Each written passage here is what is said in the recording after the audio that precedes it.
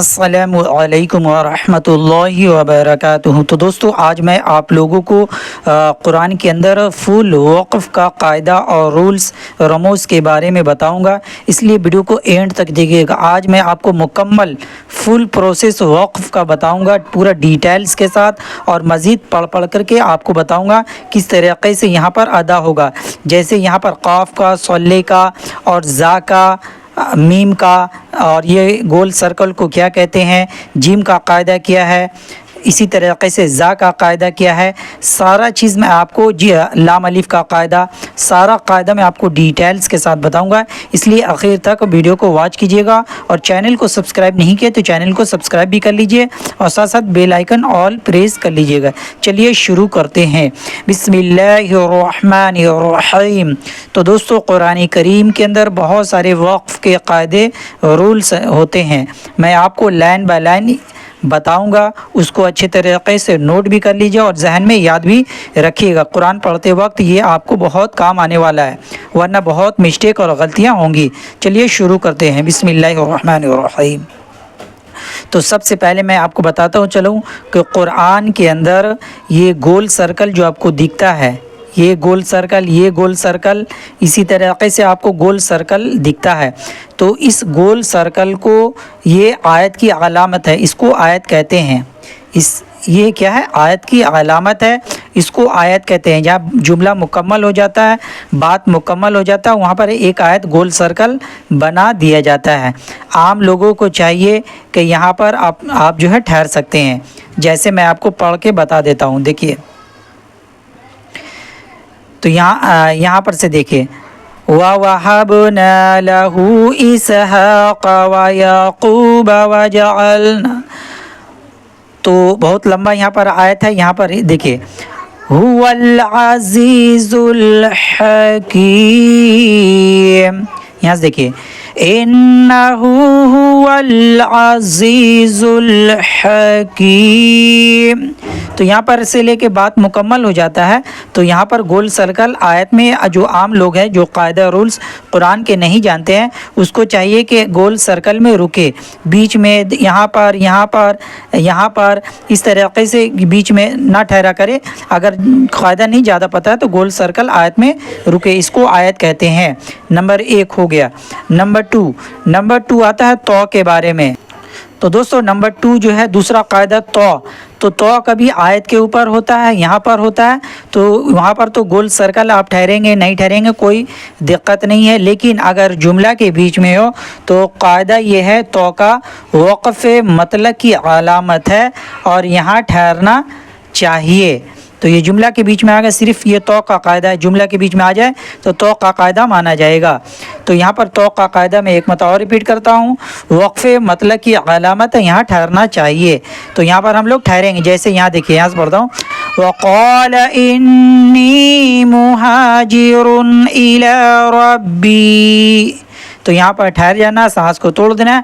اس کے بعد سے یہاں پڑھیں گے، إِنَّهُ هُوَ الْعَزِيزُ الْحَكِيمُ، اس طریقے سے سمجھ میں آ گیا، یہاں ٹھہرنا چاہیے۔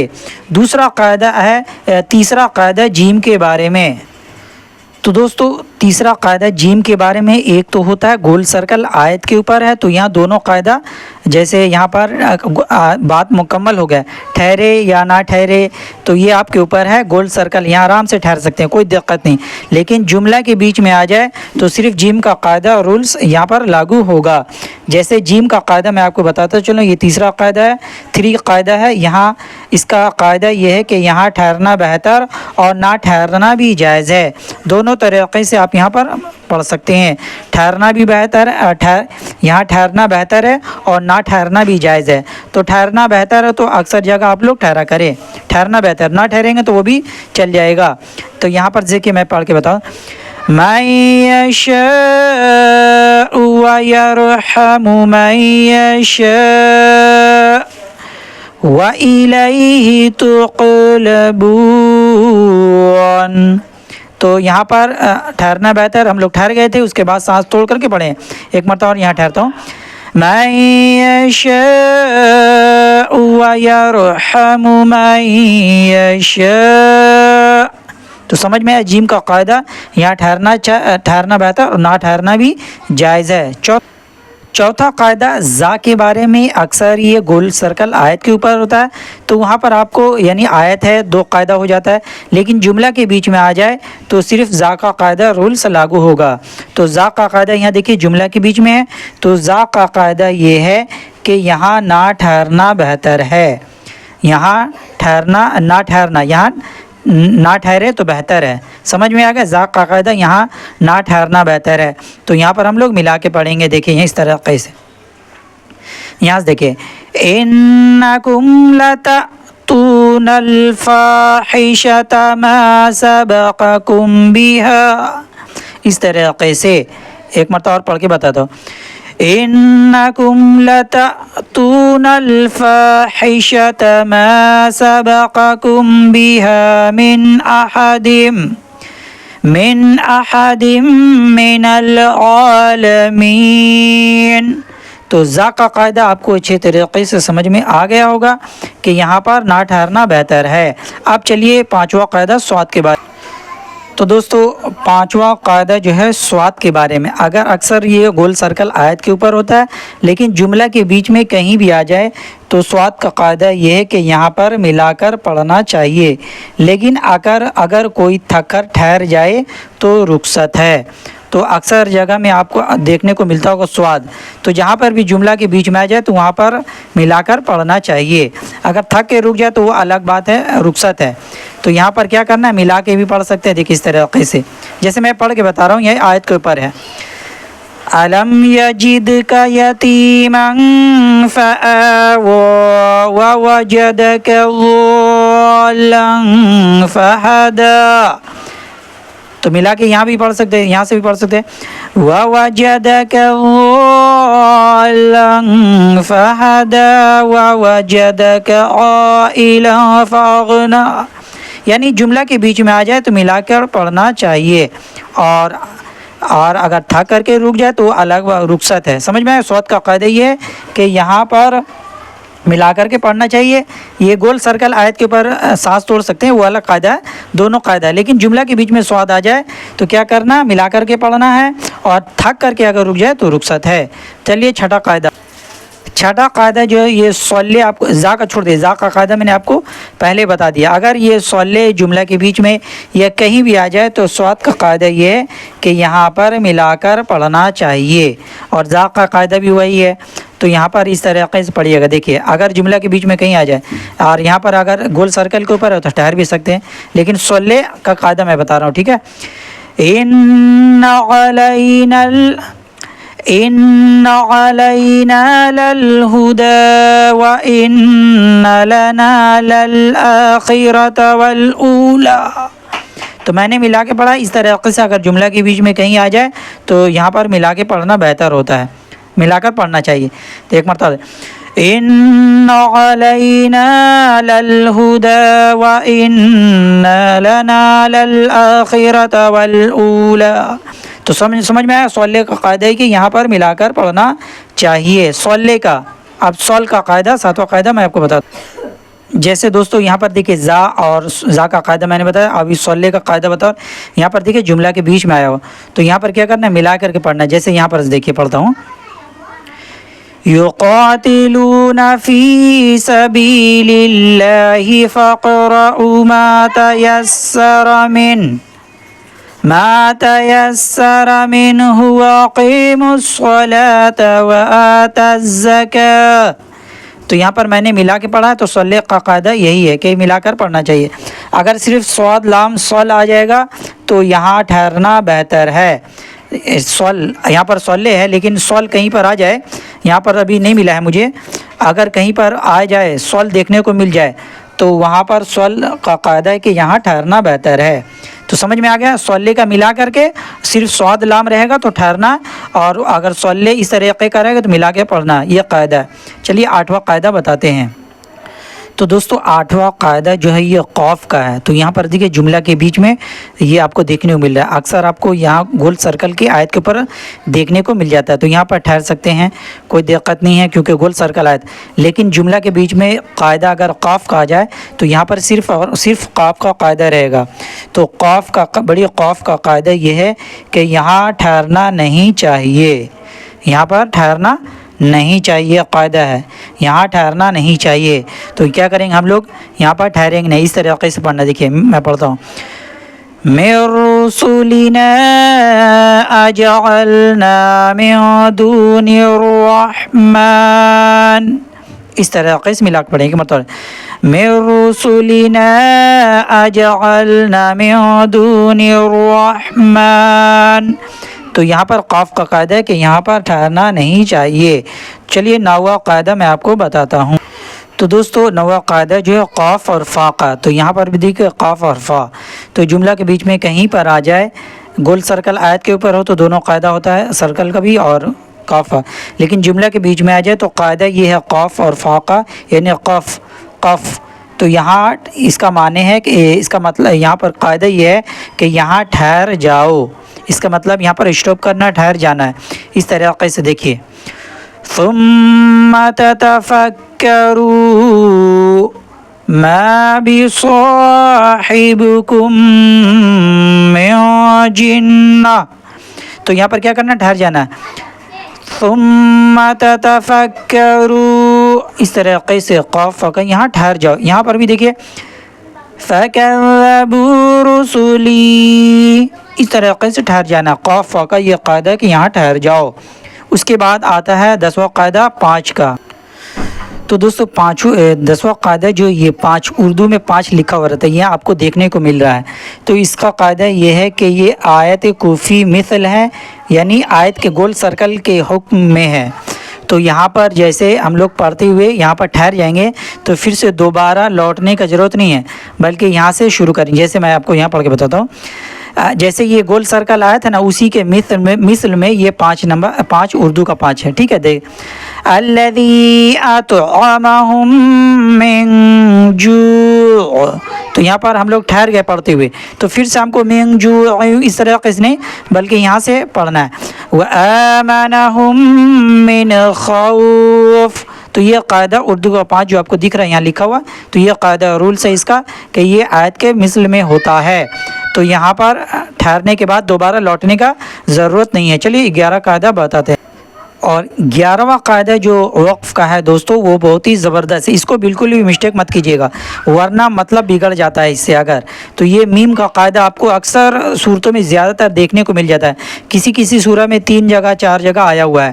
تو یہ میم جو جملہ کے بیچ میں آپ دیکھ گول سرکل آیا تو وہ الگ بات ہے, لیکن جملہ کے بیچ میں کہیں پر آ جائے تو یہ قاعدہ بہت ہی زبردست ہے. یہ جہاں بھی آتا ہے لکھا ہوا تو اس کے سائڈ خالی میں وقف لازم لکھا رہتا ہے. اور وقف لازم کے معنی ہوتا ہے کہ یہاں پر ٹھہرنا لازم ہے, ضروری ہے.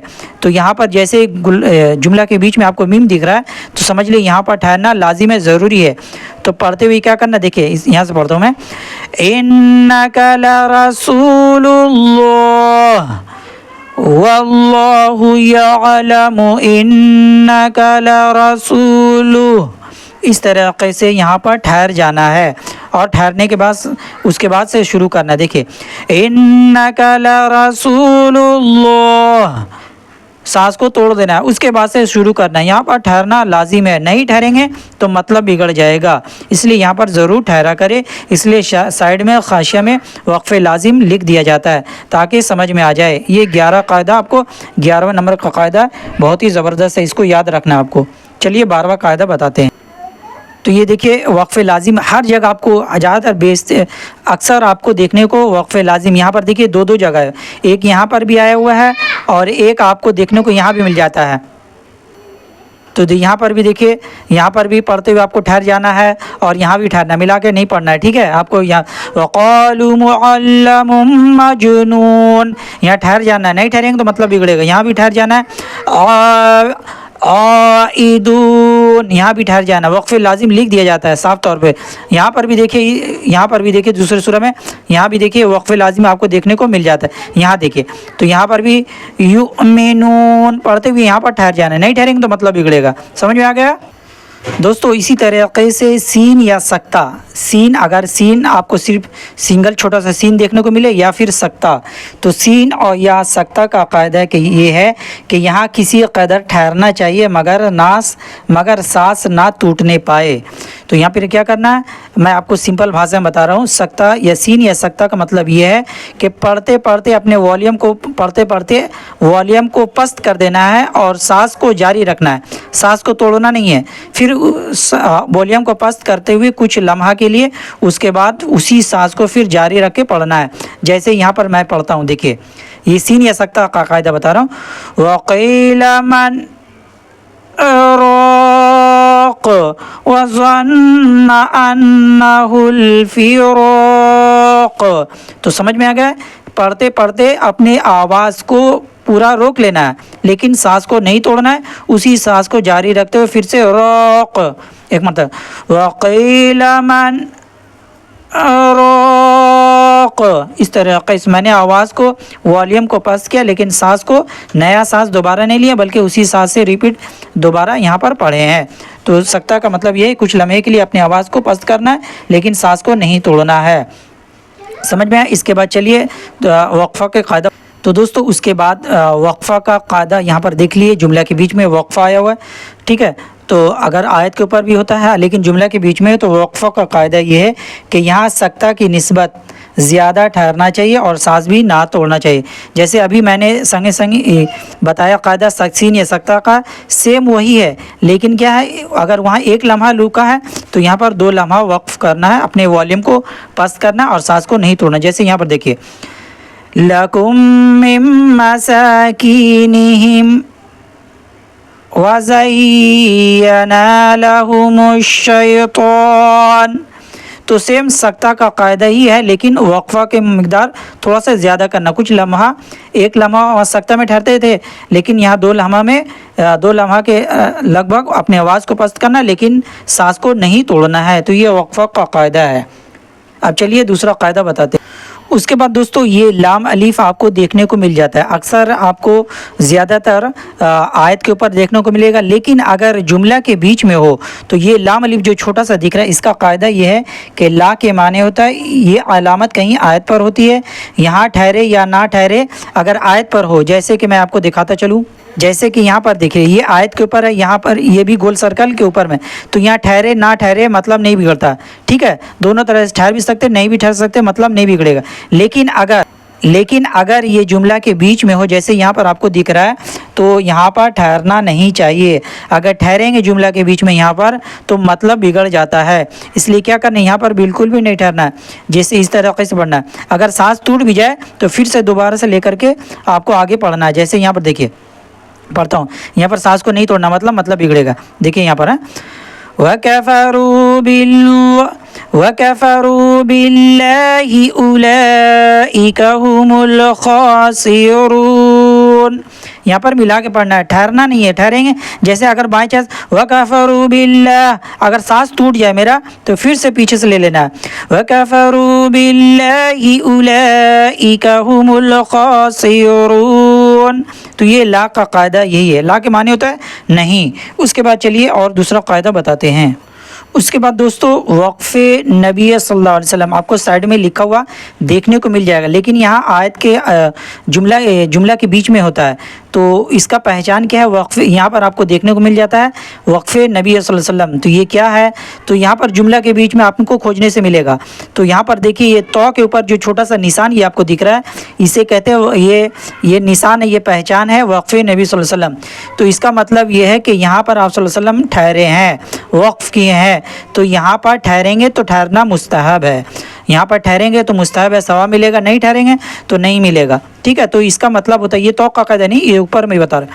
तो ये पहचान है वक्फ़े नबी सल्लल्लाहु अलैहि वसल्लम, साइड में लिख भी दिया जाए तो यहाँ पर ठहरना मुस्तहब है।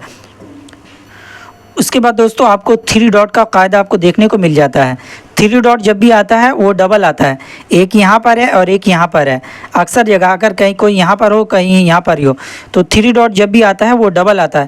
تو تھری ڈاٹ جب بھی آ جائے تو دونوں میں سے ایک جگہ ٹھہرنا ہے۔ چلیے میں دوسری جگہ آپ کو دکھاتا ہوں، جیسے کہ یہاں پر دیکھ لیں ایک تھری ڈاٹ یہاں پر ہے اور ایک تھری ڈاٹ یہاں پر ہے، تو آپ کو جب بھی دیکھنے کو ملے گا تو دو ملے گا، سنگل تھری ڈاٹ نہیں آتا، جب بھی آتا ہے ڈبل آتا ہے، تو چاہے یہاں ٹھہرے چاہے یہاں ٹھہرے، دونوں میں سے ایک جگہ ٹھہرنا ہے اگر جملہ کے بیچ میں ہو۔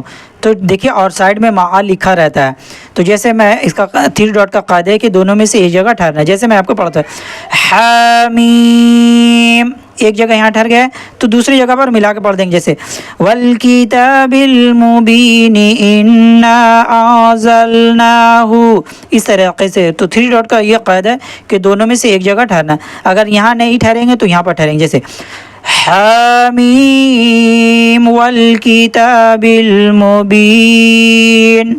تو یہ تھری ڈاٹ کا قاعدہ ہے کہ دونوں میں سے ایک جگہ ٹھہرنا ہے۔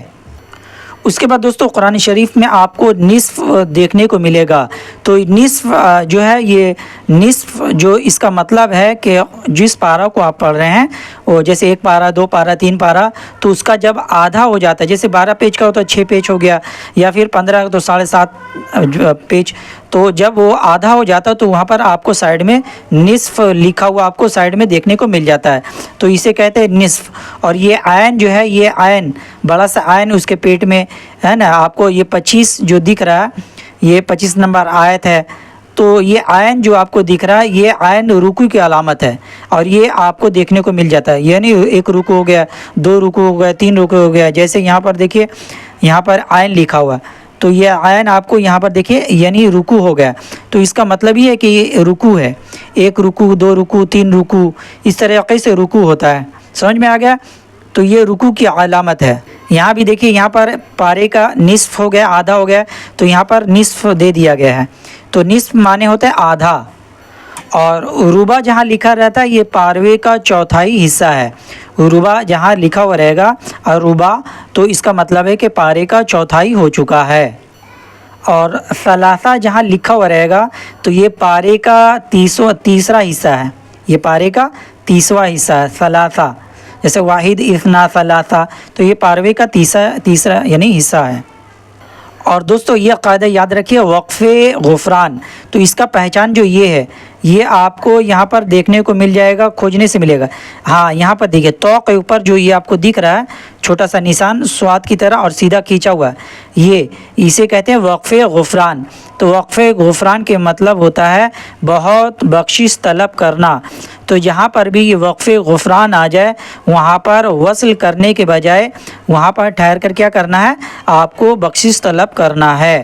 سمجھ میں آ گیا وقف غفران کا یعنی بہت زیادہ بخشش طلب کرنا، جہاں بھی آپ کو دیکھنے کو مل جائے تو پڑھتے ہوئے کیا کرنا ہے، بخشش طلب کرنا ہے وصل کرنے کے بجائے۔ اور دوستو یہ قرآن کے نیچے آپ کو 7 منزلیں پورے قرآن کے اندر دیکھنے کو مل جاتا ہے، تو صحابہ اکرام نے قرآن کو، جیسے آپ صلی اللہ علیہ وسلم نے فرمایا جو 3 دن سے کم میں ختم کرے گا وہ قرآن کو اچھی طریقے سے سمجھ نہیں سکتا ہے، تو اس لیے صحابہ اکرام نے 7 دن کا معمول بنایا تھا کہ 7 دن کے اندر قرآن ختم کرنے کا، تو قرآن کو تمام صحابہ اکرام ختم کیا کرتے تھے 7 دنوں کے اندر، پورا 30 پارہ تو ختم کرتے تھے۔ تو صحابہ کرام ایک دن کا جو مقدار ہوتا تھا تو ایک منزل وہ ایک دن کا مقدار بنا دی گیا، دوسرا دوسرے دن کا، تیسرا تیسرے دن کا، 7واں اسی طریقے سے 7 دنوں میں ایک پارہ کا یعنی پورا 30واں پارہ کا ایک پارٹ یعنی 7 پارٹ بنا دیے گئے ہیں، یعنی اسی کو کہتے ہیں 7 منزلیں، 7 دن میں 7 حصہ ختم یعنی 30 پارہ ختم ہو جایا کرتا تھا، تو یہ 7 منزل بنا دیا گیا ہے۔ تو دوستو ایک قاعدہ اور ہے جو یہاں پر دیکھیے دونوں کے بیچ میں، ایک تو اوپر میں وقف لازم لکھا ہے، اس کو چھوڑ دیے، اس کا قاعدہ میں نے آپ کو میم کا بتا دیا، سکتہ کا بھی قاعدہ بتا دیا ہے، اور وقف غفران کا بھی قاعدہ بتا، یہ بیچ میں دیکھیے وقف منزل لکھا ہوا، بیچ میں دیکھیے وقف منزل لکھا ہے، تو اس کا مطلب بھی سیم اسی طریقے سے ہے، یعنی وقف منزل یعنی وقف جبرائیل بھی کہا جاتا ہے، تو یہاں پر وقف جبرائیل یعنی یہ نشان ہوگا، یہ آپ کو جو نشان دکھ رہا ہے یہ نشان ہے وقف منزل، یعنی اس کو وقف جبرائیل بھی کہا جاتا ہے، اور یہاں پر بھی ٹھہرنا مستحب ہے، جس طریقے سے میں نے آپ کو بتایا وقف نبی صلی اللہ علیہ وسلم وہاں پر ٹھہرنا مستحب ہے، اور یہاں پر وقف منزل میں بھی ٹھہرنا مستحب ہے۔ اور دوستو سجدہ سائڈ میں لکھا رہتا ہے اور آپ کو جملہ کے بیچ میں وہ سجدہ لکھا ہوا پائیے گا۔ تو قرآن کے اندر ٹوٹل سجدہ وہ 15 ہے، لیکن سورہ حج کے اندر میں 2 سجدے غالباً دیے گئے ہیں، تو اس میں سے ایک جو ہے نہیں کرنا ہے۔ امام شافعی رحمۃ اللہ